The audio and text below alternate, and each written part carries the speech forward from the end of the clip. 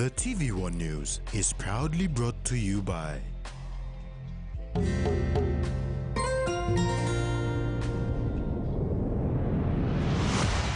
BSP, our bank, our people.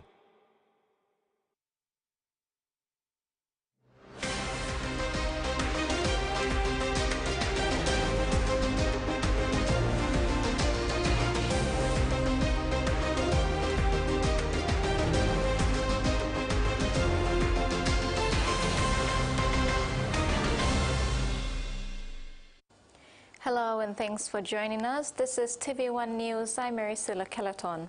And I'm Rex Lita.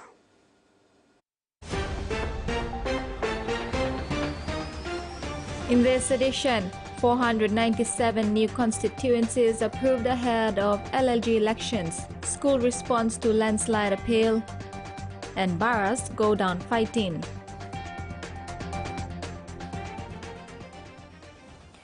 Over 400 new council wards and 41 new LLGs have been approved and gazetted, with the proclamations done today and gazettals handed over to the PNG Electoral Commission to prepare for the 2024 LLG elections. This simply means that over 400 new council wards and 41 new LLGs will participate in this year's LLG elections. These new proclamations now bring the total number of council wards in the country to almost 7,000 and LLGs to over 300. Electoral Commissioner Simon Sinai, in receiving the gazettals, welcomed this change and said he will do his best to deliver the LLG elections on time and within budget.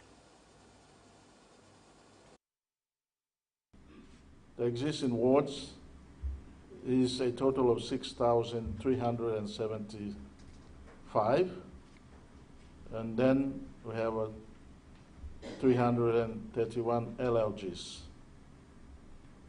Now there is an increase in total number by 456 new wards and 14 new LLGs, with the creation of new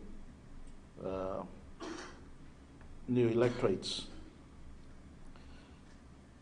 The following total number of wards and LLGs are expected to go into election in 2024, coming LLG elections. As Electoral Commission, the election management body, accept the changes and we'll try our best to deliver the elections as we used to do. Changes are exceptional, and it has to happen at any time when we want it to be. So this is one of the changes that we are going through. Monday, 10th June marked an important phase for the Royal PNG Constabulary in New Ireland Province. Provincial Police Commander Albert Belli said this after parades were conducted simultaneously in Kavieng, Lihir, Namatanai, Konos and Lakurumau. He said from now onwards, official parades will be put up by all police station commanders and rural police station commanders every Monday. PPC Belli highlighted that parades are important as checks on attendance are carried out, members' dressing inspected, and important issues are raised during that time. PPC Belli believes the weekly parades will go a long way in ensuring police personnel work hand in hand to preserve peace and good order in their communities. Minister for Defence Dr. Billy Joseph has congratulated Commodore Philip Polewara as the new chief of the Papua New Guinea Defence Force. This led to the subsequent promotion of Colonel Larry Opa to the rank of Brigadier General and appointment as the Deputy Chief of the Defence Force.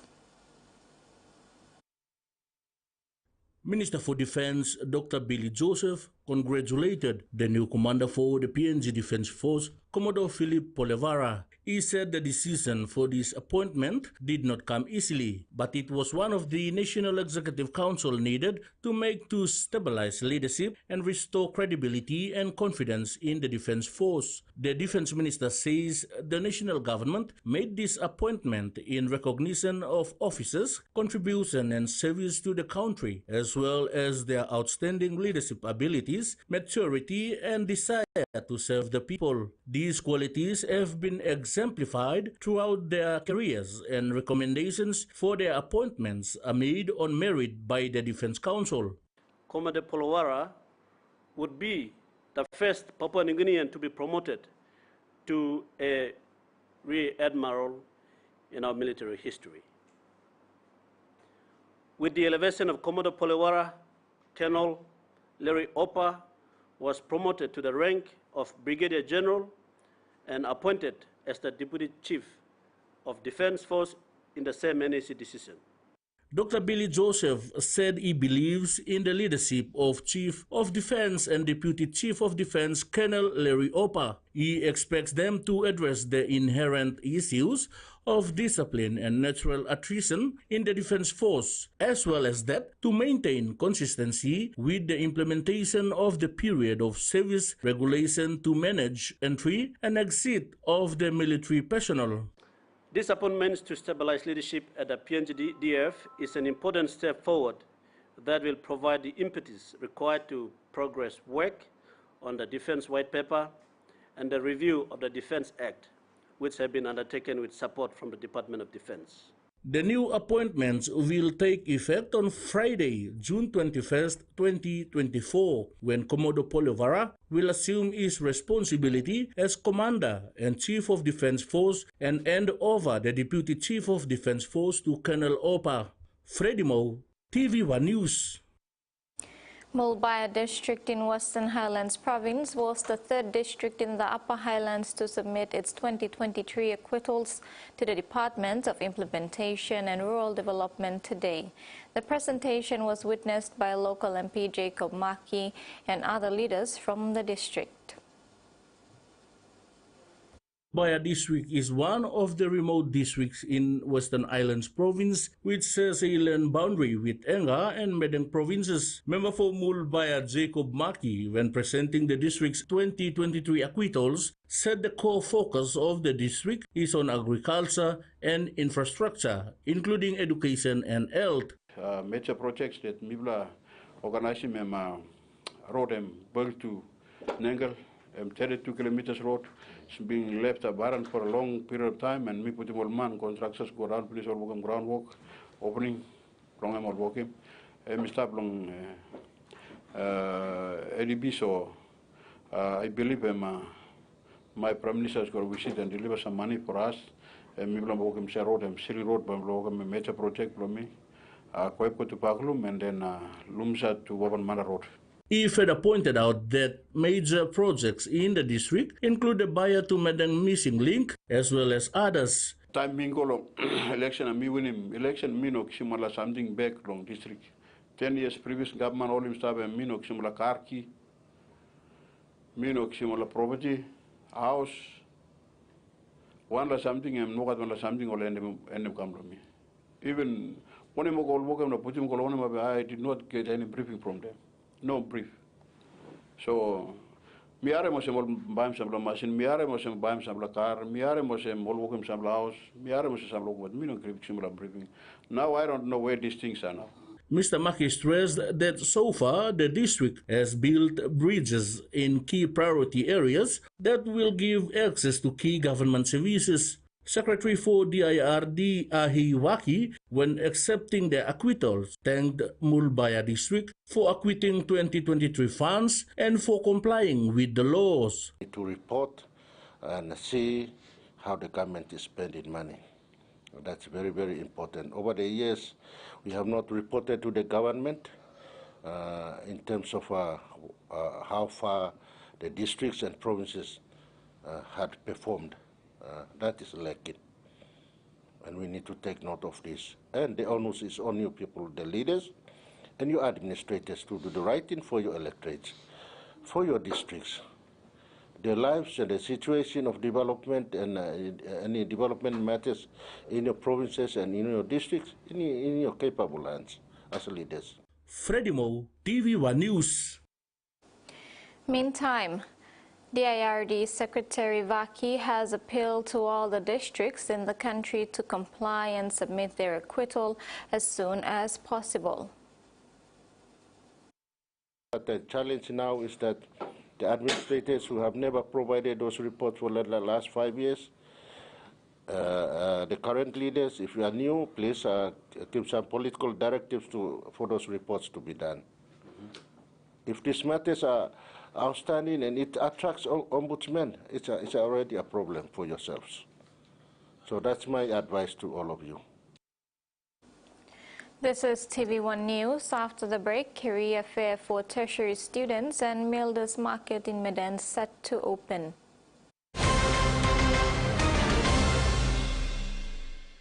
Experience a convenient and smarter way to do your banking with BSB Mobile Banking. You don't have to leave the office or your home to pay for bills. You can view your account balance, transfer funds, top up phone credits, or purchase Easy Pay units wherever you are. Visit your BSB branch today to register now for BSB Mobile Banking. BSB Mobile Banking, the smarter way to bank. BSB, our bank, our people. Hiya, Mama. You wait then, but me add him special flavor. Put in more flavor, put in more taste. Magic get up a big smile on face. Time for Kim chicken, a great fumu too. Sip, sip, the moo, yes, magic on you. Magic, the taste PNG loves. Open lens.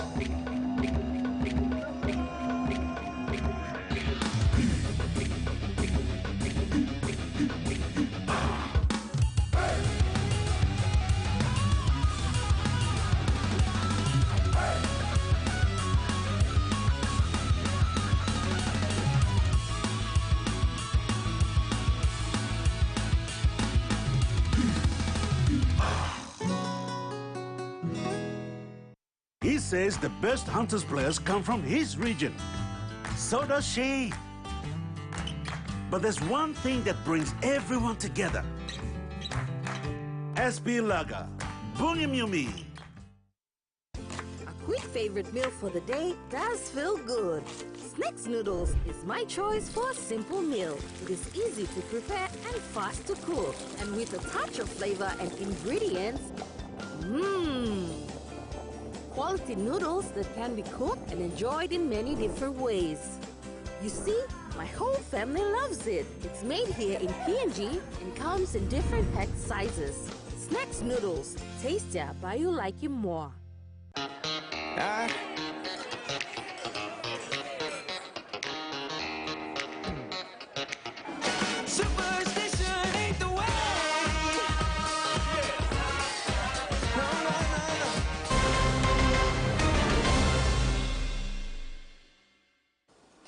Welcome back. The inaugural PNG Resources Week's Career Fair is set to take place on July 3rd and 4th at the University of Papua New Guinea in Port Moresby. The Career Fair, hosted by the PNB Chamber of Resources and Energy, will serve as a platform to connect stakeholders in the mining industry with potential employees. The PNG Chamber of Resources and Energy, in partnership with One PNG, ExxonMobil, Total Energies and Kumul Petroleum Holdings Limited, will host a career fair on July 3rd and 4th at the University of Papua New Guinea in Port Moresby. The career fair is part of the inaugural PNG Resources Week, where the main event, the Community Affairs and National Content Conference and Expo, or CAN Connects, will be held from July 1st to 3rd. The career fair aims to facilitate connections between students from key higher education institutions in Port Moresby with potential employers, provide valuable resources for career development, and encourage networking opportunities. It will serve as a platform for students to engage with industry professionals, graduates, and employers. Participants can expect career talks covering topics such as resume writing, interview skills, and industry trends. Interested students are encouraged to register and set up their profiles on the One PNG platform to secure their attendance at the career fair. Kamela Guare, TV1 News.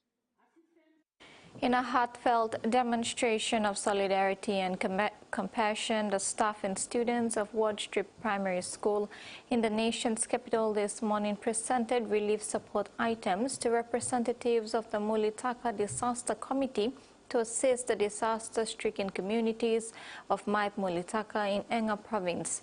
The ceremony held at the school premises marked the culmination of over a week of dedicated effort to gather and prepare the much-needed supplies.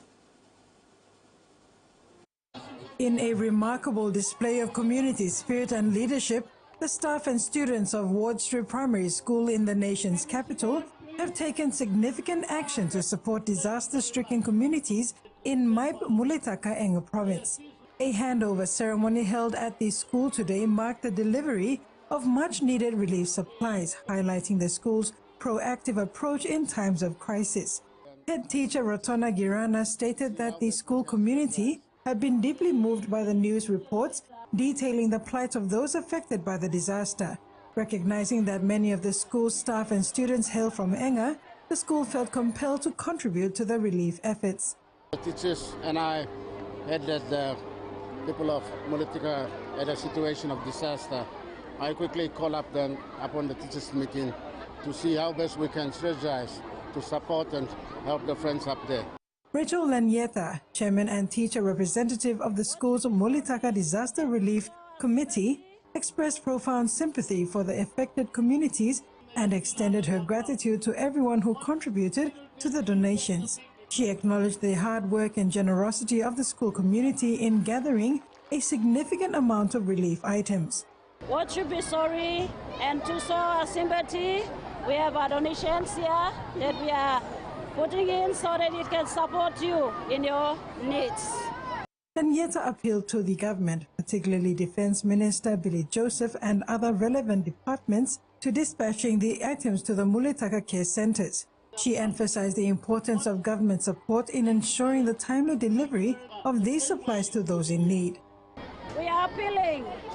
We did a donation in little way in which we can afford, but how it's going to reach up the people in Enga Province, the disaster area, we are appealing to the government, please help us so that this can go to the needy people up there and it can become a blessing to them. The relief supplies were received by Gary Mark Ipuya, chairman of the Maip Mulitaka Disaster Committee in Port Moresby. Ipuya thanked Ward Street Primary School for their generosity, noting that the school, alongside the Enga Students Association at the University of Papua New Guinea, was among the first to donate. He also provided an update on the ongoing relocation efforts, promising more detailed information once plans are finalized. We had a huge landslide that covered a big portion of our area, roughly 4 council wards.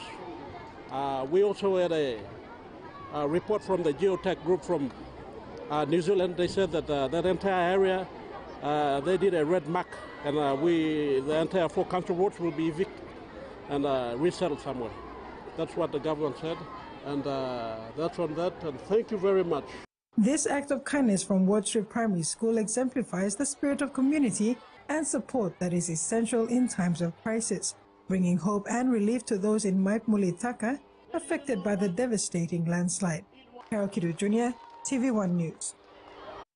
Madang's Milder's Market has been closed since 2019 after a drunken brawl resulted in the death of a police officer. The market facility sits on land belonging to the Madang urban local level government. With plans to rebuild and reopen, a reconciliation ceremony was held between the immediate community and comrades of the slain officer Thursday. Madang Town Mayor Peter Yalsi supported the peace ceremony because he wants men and women from rural Madang to bring their cash crops to sell and earn an income. Police have made peace with the immediate community at Milder's Market. Now town authorities can fix it and open it up to the surrounding community and rural farmers to bring their goods to sell. Town Mayor Peter Yalsi said since the market closed in 2019 after the drunken brawl which resulted in the death of a policeman, the market facility deteriorated. The peace initiative was discussed with Madang Provincial Police Commander Acting Superintendent Robert Baim before the ceremony got underway at the abandoned Mildas Market. Sorry, blow you me. Lo want something in me come up. Lo this la market. Where this la market and market where Mr. Pandit lo look out blow MULLG. This la market and Mr. Saving entire people blow Madang. 2 truckloads of food was transported from nearby Furan village as contribution to the reconciliation. Mayor Yalsi presented police with 20,000 kina in cash. Senior Sergeant and officer in charge of town police station, Stephen Etna, received the money on behalf of Madang Police. Mayor Yalsi said a market manager from the Madang Urban Local Level Government will be appointed to manage and run the market once it is fixed and open to the public. You must respect in this market. Time when me open, lo time when me play hello him lo open. Now currently you can look him. Why a bunny me brook. Cement me stop nothing, no got sell tablong him. This market will be purposely run by MULLG workers alone. No unnecessary man by staff lawyer na token workman lo cancel na look at this market. Who said bakam lo work lo yellow market? Must employed by MULLG. The mayor and Senior Sergeant Etna warned troublemakers to keep away from the market and let business be done in a peaceful and safe manner. People want bear, you can reconcile. Na larem, market bo open, na service must go. Blood man, die, captured lawyer, what makim. All the illegal activities that are caused in this place must completely stop.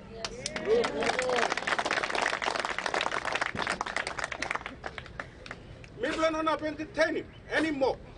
Wife of the deceased constable, Rosa Lucky, attended the ceremony. It was a very emotional time for her, despite the number of years gone by since her husband passed away. The event concluded in prayer and holy water was sprinkled around the market vicinity as blessing over this important place of business for the grassroots. Salome Vincent, TVWAN News.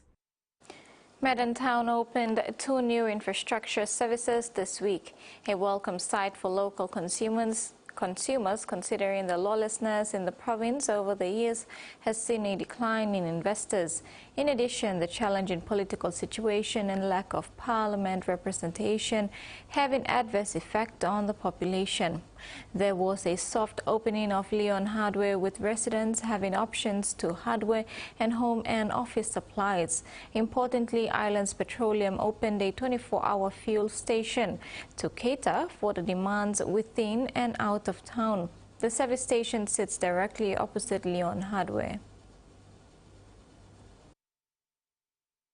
Islands Petroleum has opened a 24-hour fuel station, much to the delight and convenience of motor vehicle owners in Madang. It is a relief to the increase in demand for fuel both in and out of Madang town. Motorists have missed out on fuel because the queues are long and fuel is short. Motor vehicle owners and drivers are glad they can also refuel after hours and into the wee hours of the night or day.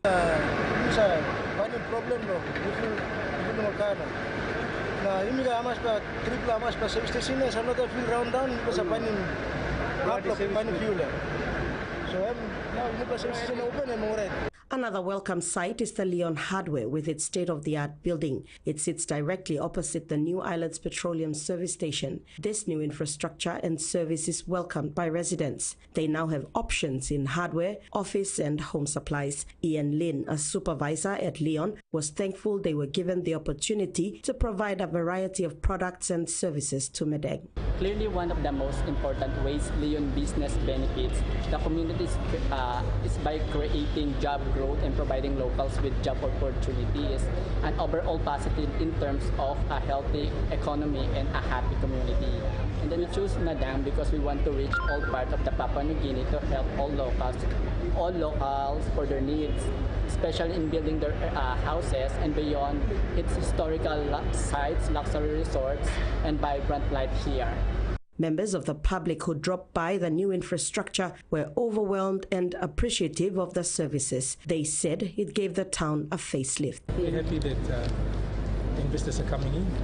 Leon is coming to give us and options. So people are there. Find a price where there's value. The need for the materials is very important. People are needing prices where they can be competitive. So, and I think Leo and them come the right time and can help some of us in Madang and the Madang people. Salome Vincent, TV1 News.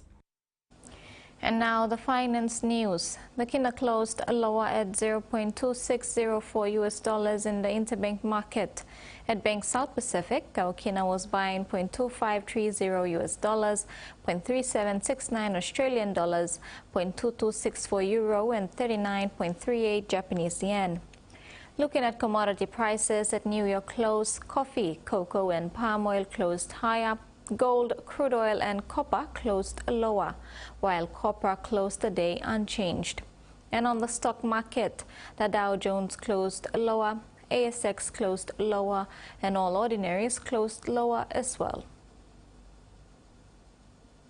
You're watching TV1 News. We'll have news making headlines overseas when we come back. Stay tuned.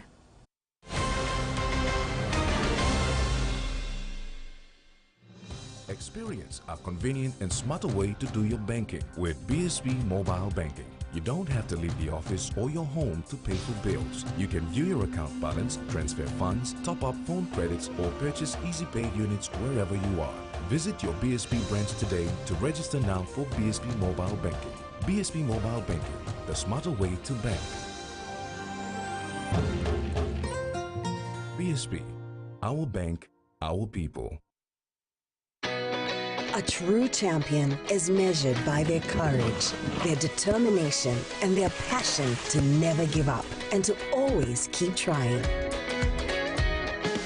With a delicious Milo in milk taste and added nutrients, Milo in milk is a great way to fuel our little champions with nourishing energy every day. Because true champions give it their all. Milo, PNG and Mia. Find PNG made.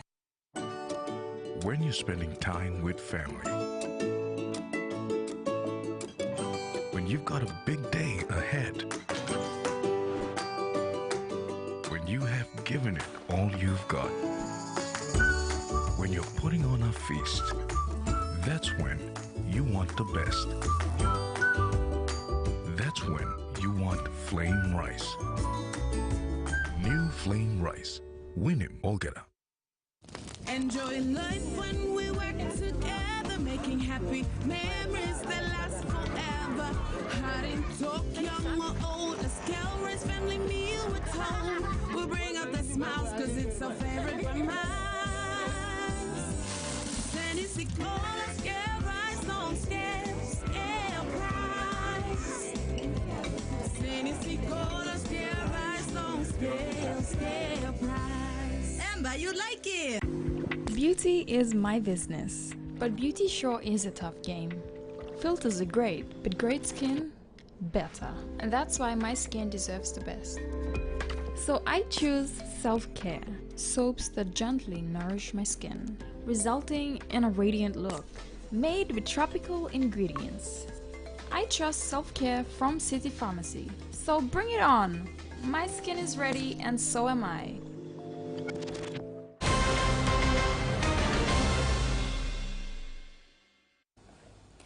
Welcome back. In news overseas, the political landscape in Fiji is facing a perfect storm with the governing coalition and the opposition party plagued by internal divisions.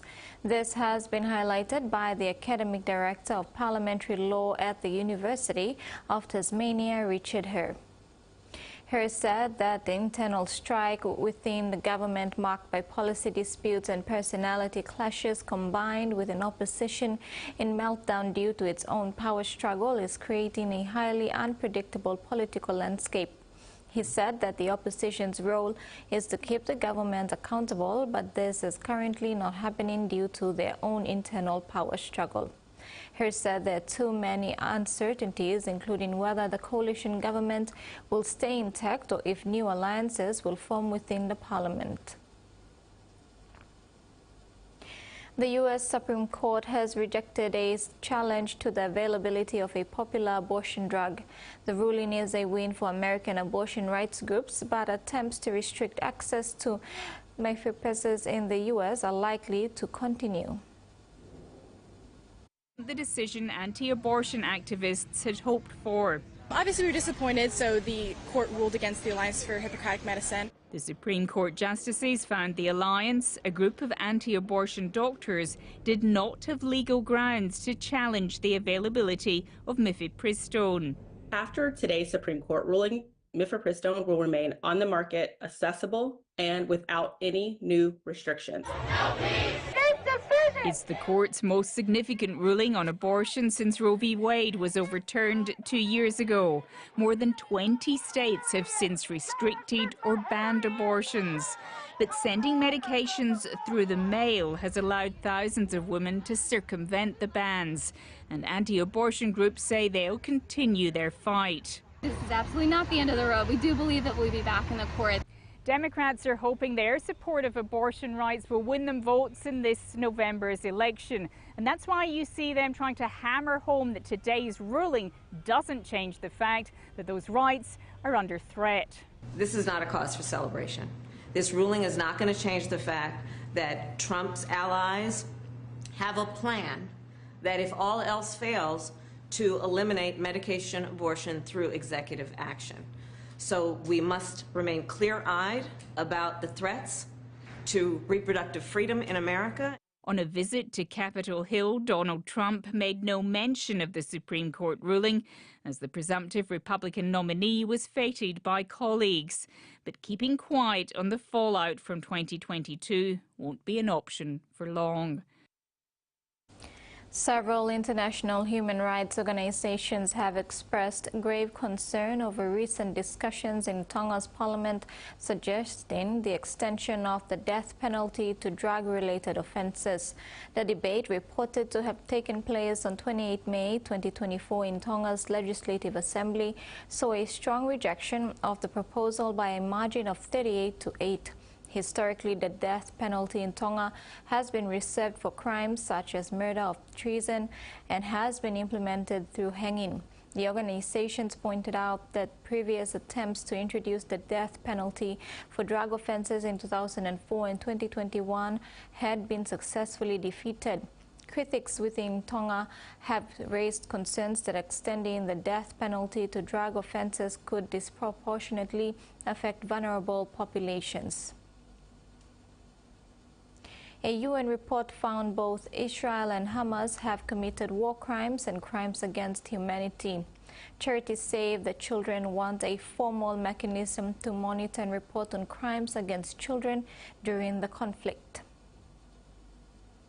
Reveals an unprecedented number of grave violations have been committed against children in Gaza, in the West Bank, and Israel. And I just want to say that it is just absolutely shameful and appalling that we are in a situation where we're seeing such a large amount of grave violations against children. Every time that the international community, that member states allow and shield governments from and other actors from accountability, it fuels a climate of impunity. And that's exactly what we've seen here. We are seeing children in Gaza being killed, maimed, and denied humanitarian assistance at an unprecedented rate. Gaza is now the most dangerous place to be a child, and the situation is showing no signs of stopping anytime soon. Several months ago, humanitarian organizations warned of a looming famine in northern Gaza, and what we've actually seen over the last few months is that this risk has actually spread to southern Gaza, including Rafah.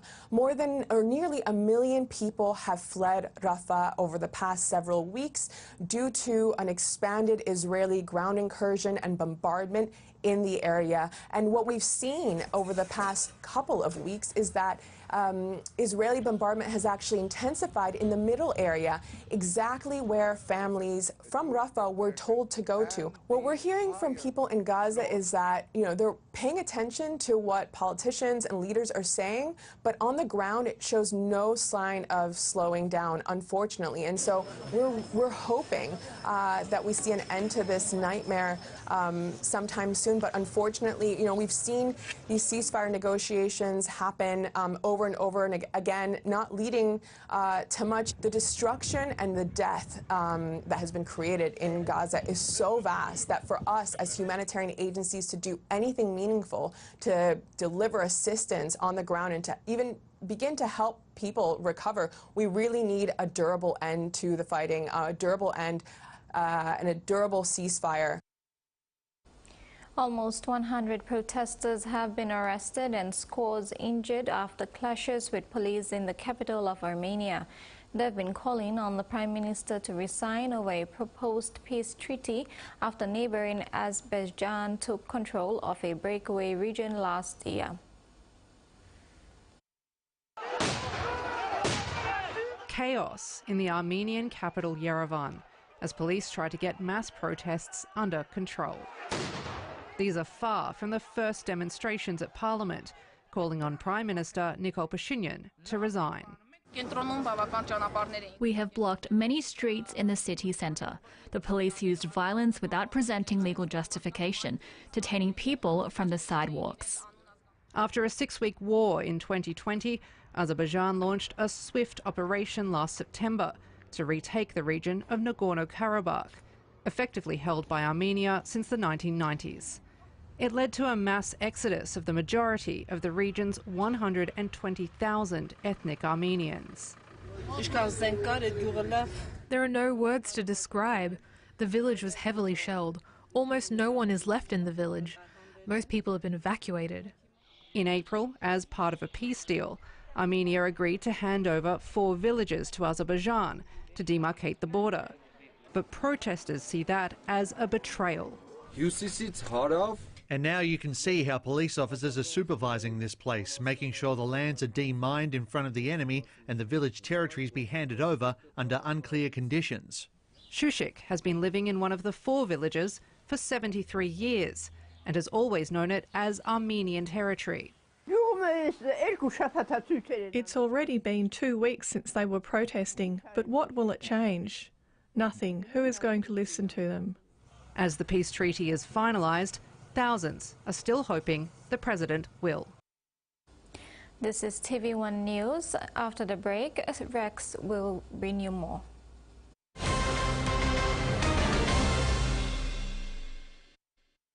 Hi, I'm Chef Jules Hennow, and this is where my true inspiration for cooking started.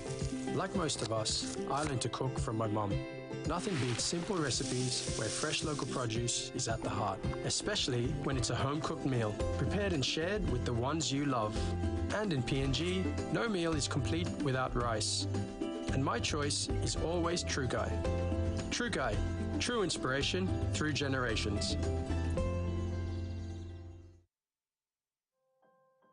The PNG LNG project has a positive and long-lasting impact on the whole country. Revenue is delivered through 5 streams.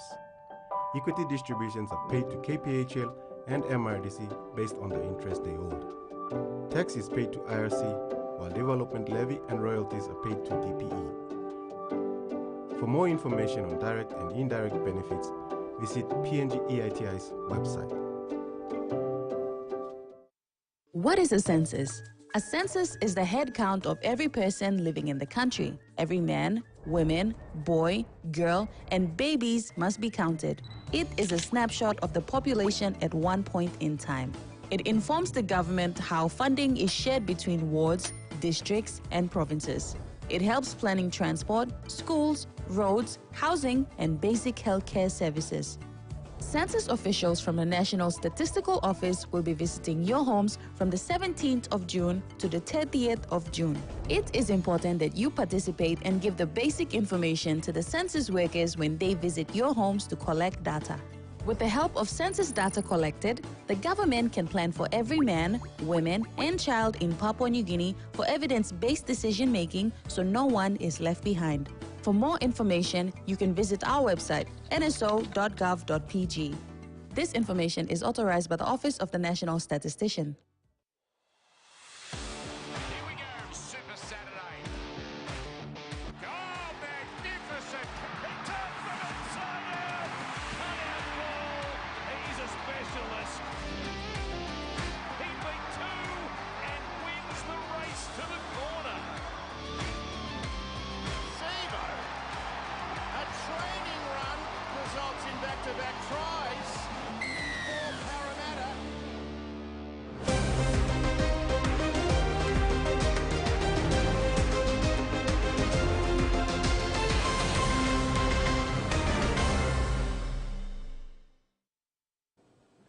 Welcome back. The Pepsi Capital Rugby Union competition in Port Moresby heads into round 8 this weekend at the spirited home of rugby, Bava Park, Port Moresby.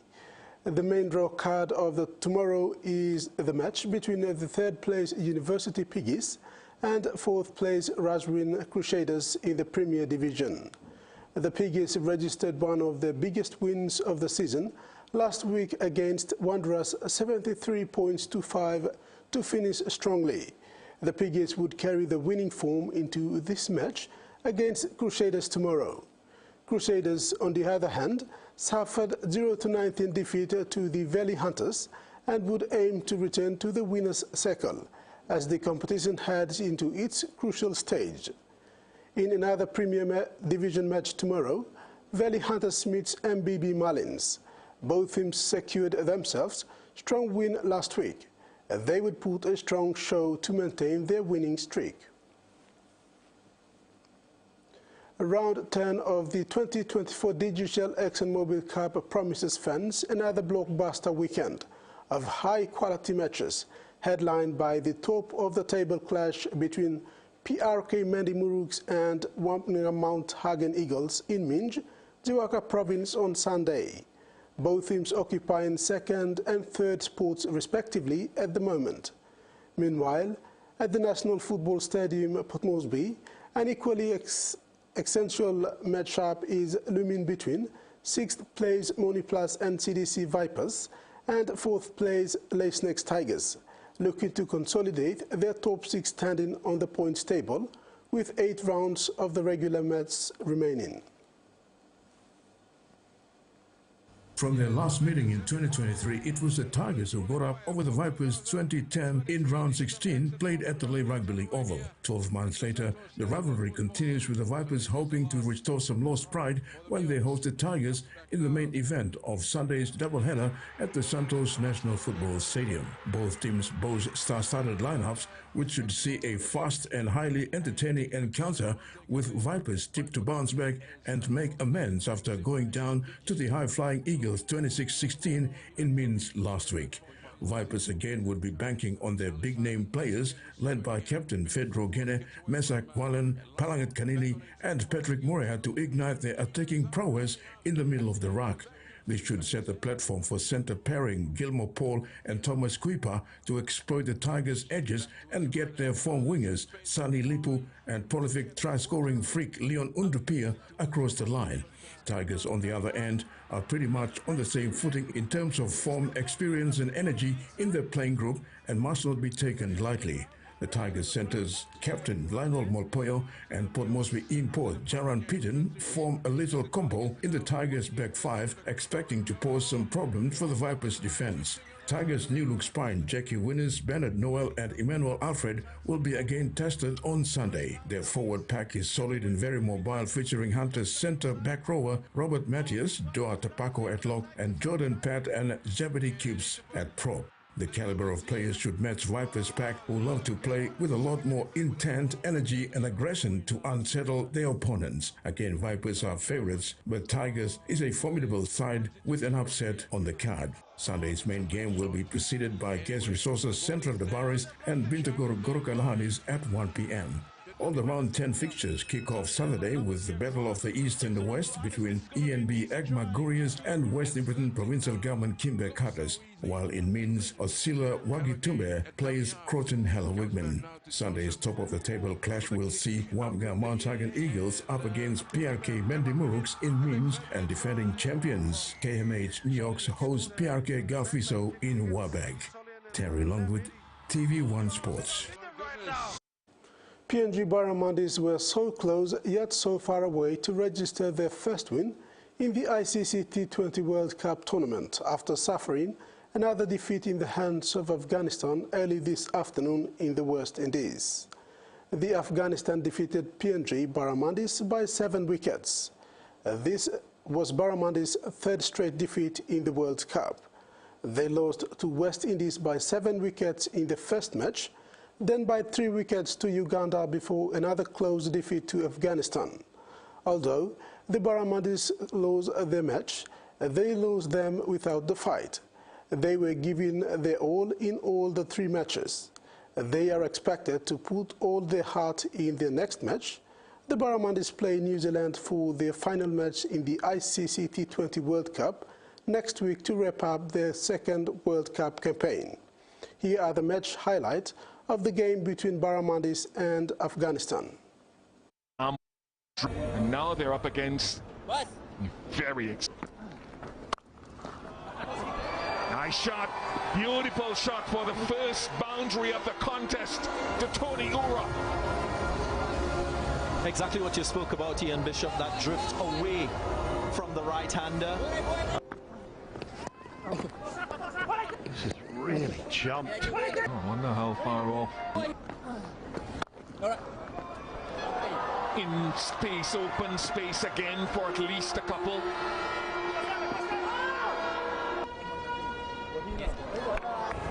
And guess who it's the... Brilliant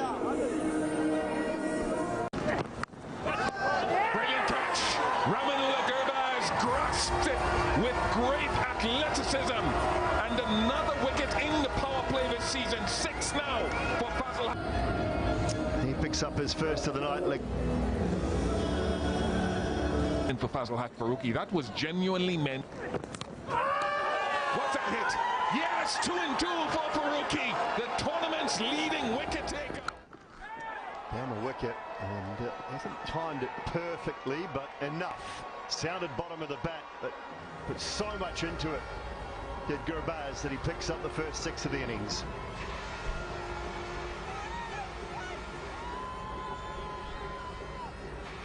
We were all wondering how...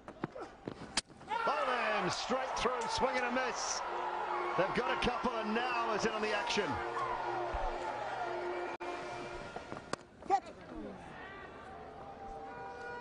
It'll race away and should reach the boundary for 4.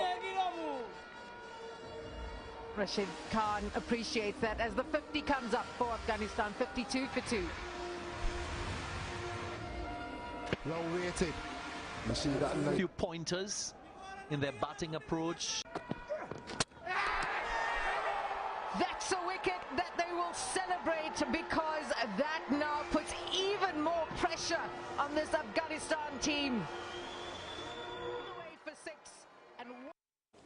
The Port Moresby Corporate Volleyball Competition Grand Finalist for last year, Denton's Lawyers, are once again famed to feature on the big day at the conclusion of the corporate volleyball competition. Parliament House is also a threat in the competition, leading Pool D in both men's and women's divisions. Denton's Lawyer displayed their skill level last year when they brushed off their opponents to make the Cup Grand Final, only to suffer defeat in the hands of the team NCDC. Having fell short last year, the Grand Final runners-up put in a lot of effort in this year's competition. As the final round of the competition draws near, with washout games remaining to be completed this weekend, they are well and truly in the box seat to give another crack at the Cup title. Vice President of Port Moresby Corporate Volleyball Competition, Henry Iker, said the team has done enough this year. But they have other teams that have been thereabouts. We have the runner-up from last year, which is Denton's Lawyers, so Denton is also doing good. And National Parliament is another team making waves in the competition, with both of its men and women's teams leading the Pool D on the points ladder. Iker said the Parliament House has outplayed many of the teams in its pools with strong wings. From the Pool D, we have National Parliament, and they have both men and women in the top of the pools. So we are looking at the Parliament House to make a little bit of difference to the competition this year. The competition has 49 teams participating. 13 teams are grouped in each of the 4 pools. Finals format would be: top 4 teams will be playing in the Cup finals, with the teams finishing in the 5th to 8th placing in the group matches, playing in the plate finals, and those finishing below 9th placing play in the bowl finals. The Port Moresby men's softball moves into round 8 on this weekend at the Bicini Diamonds. United Brothers, coming off a big win last weekend, will look to give Eastern Asians the same the same doses with their baton. Eastern Asians have their own A's up their sleeve through Clifford Close to restrict brothers. Meanwhile, Power and Kikila Cats clash in the next game. Interestingly, both teams coming off respective wins last weekend, and this makes for an entertaining tussle. Frontrunners Moni Plus Gazelle and Stingers also coming off losses last week, with Gazelle favourites to restore some lost pride with a win against the fast improving Stingers, who are out to move the Antelopes a good run for their money. Main game will see Defence, who were trounced last week, look to better their dismal performances against the Grizzly Bears, who lost narrowly to Brown Eagles. Should be anyone's game. Brown Eagles' winning streak should continue when they collect 2 easy points at the expense of Aviat on forfeit. The most talented surfing juniors in Australia are lifting weights and practicing gymnastics to hone the aerial acrobatics needed to take on the world's best in surfing. Dane Henry's goal is to win Olympic gold, but he's not a gymnast, he's a surfer. It takes years of practice to perform aerial manoeuvres like this on a wave. Oh, no way! Having the aerial awareness opportunities on the trampolines have kind of opened my eyes to what's possible in the sport of surfing. The newly crowned under-18 world champion is one of 40 future stars in Surfing Australia's Elite Pathway program. The country's top prospects are identified at the age of 12 and trained at the High Performance Centre at Casuarina in northern New South Wales. You can't just go for a surf and expect to be a pro surfer anymore. There's people willing to put in a lot of work and train in different ways that you can get better. At Palm Beach Currumbin State High School, the Gold Coast's most talented juniors train 3 times a week. Adding that power and that strength into their surfing and creating those good habits from an early age is what's going to set them apart and what's going to help propel them forward. It's where Mick Fanning got his start in the 90s under coach Phil McNamara, who went on to coach Fanning to 3 world titles. He's still mentoring the next generation. What it ensures is that any world-class talent won't slip through the cracks. 13-year-old Sonny Clark wants to follow in Fanning's footsteps. Such an inspiration and makes me want to go bigger and better and be exactly like them. For classmate Maddie Kenchington, it's all part of becoming a pro. I want to try get into the world tour and yeah, I want to just try it. That's all we have in sports. Maricela. Thanks, Rex. We'll now have the weather forecast.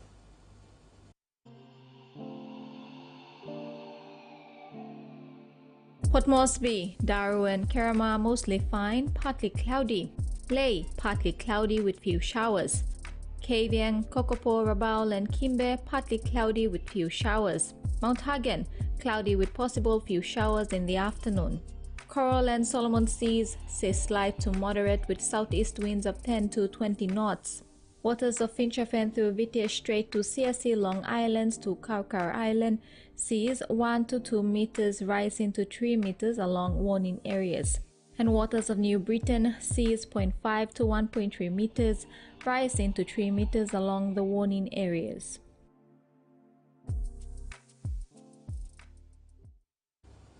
And that ends the news tonight. Have a safe weekend. Bye for now.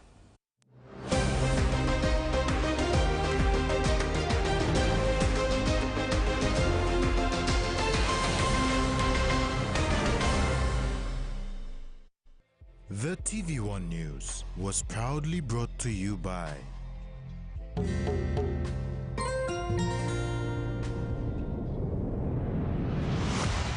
BSP, our bank, our people.